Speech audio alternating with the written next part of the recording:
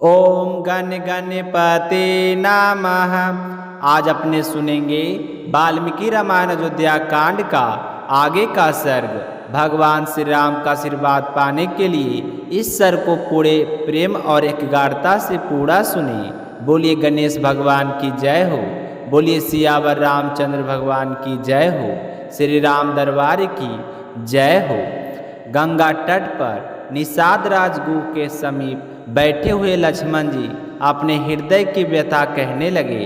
हे राजन, हमारे पूज्य पिताजी महाराज दशरथ श्री राम के वियोग को सहन नहीं कर पाएंगे।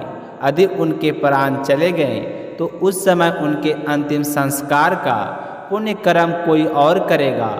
हम तो वनवासी होकर यह भी कर्तव्य निभा नहीं सकेंगे। कितना दुर्भाग्य है हमारा। किंतु यदि वे जीवित रहें तो अयोध्या पूरी फिर से उत्साह और समृद्धि से भर जाएगी। रथ, हाथी, घोड़े, देवयालियों की घंटियाँ, राजभवन, पुष्प उद्यान सब कुछ पूर्वत शोभा पाएंगे। और तब 14 वर्षों के बाद हम लौटकर पिताश्री का दर्शन कर सकेंगे। परंतु क्या वे इतने समय तक जीवित रहेंगे?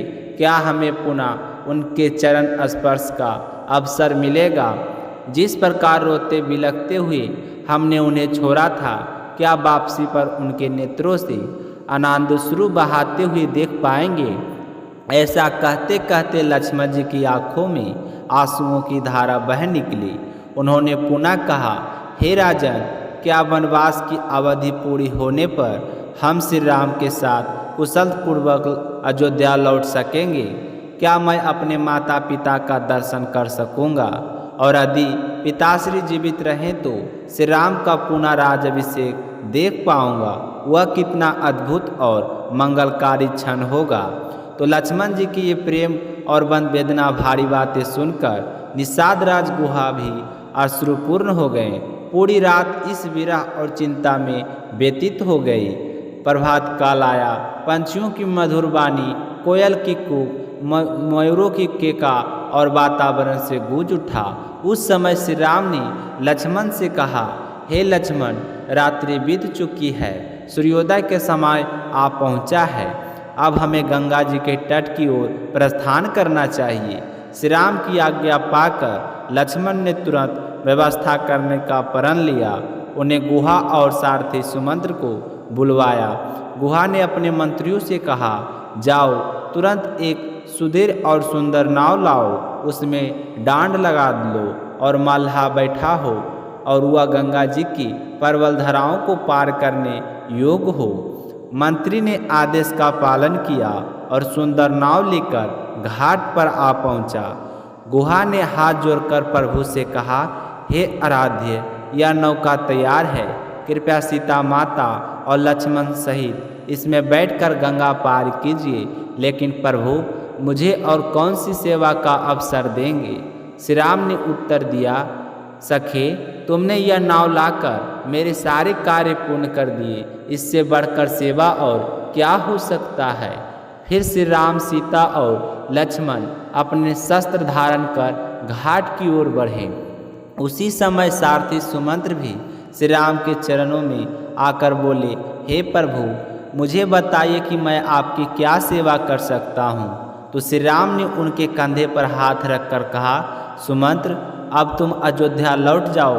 महाराज की सेवा और देखभाल करो। रथ की यात्रा मैंने उनके ही आदेश से की थी, परंतु अब से हमें यह वनपथ पैदल ही चलना है। तो इस आज्ञा का पाकर श्री राम की वाणी सुनते ही सुमंत्र का हृदय भर आया। वे रोते हुए बोले, हे रघुनंदन, जब आप जैसे धर्मत पुरुष भी संकट में पड़ सकते हैं तो जगत में कौन सुरक्षित है? हम आपके दर्शन से वंचित हो गए। यह तो हमारे जीवन का सबसे बड़ा दुर्भाग्य है। अब हमें कैकेयी के अधीन रहकर दुख भोगना होगा। आपकी विरह पीड़ा सहना असंभव है। सुमंत्र जी का विलाप सुनकर वहाँ उपस्थित सबके नेत्र सजल हो उठे। इस प्रकार कथा का यह सर्ग यहीं पर समाप्त होता है। कल अपने सुनेंगे इसके आगे के अध्याय। प्रेम से बोलिए सियावर रामचंद्र भगवान की जय हो। हनुमान जी महाराज की जय हो, श्री राम दरबार की जय हो। तो भक्तों, अगर अभी तक आपने अशोक वेदांत चैनल को सब्सक्राइब नहीं किए हैं तो चैनल को सब्सक्राइब जरूर करें, ताकि इस चैनल पर आप अयोध्या कांड का सभी सर्ग को आप सुन सकेंगे। मिलते हैं अगली वीडियो में, तब तक अपना ख्याल रखिएगा। जय श्री राम।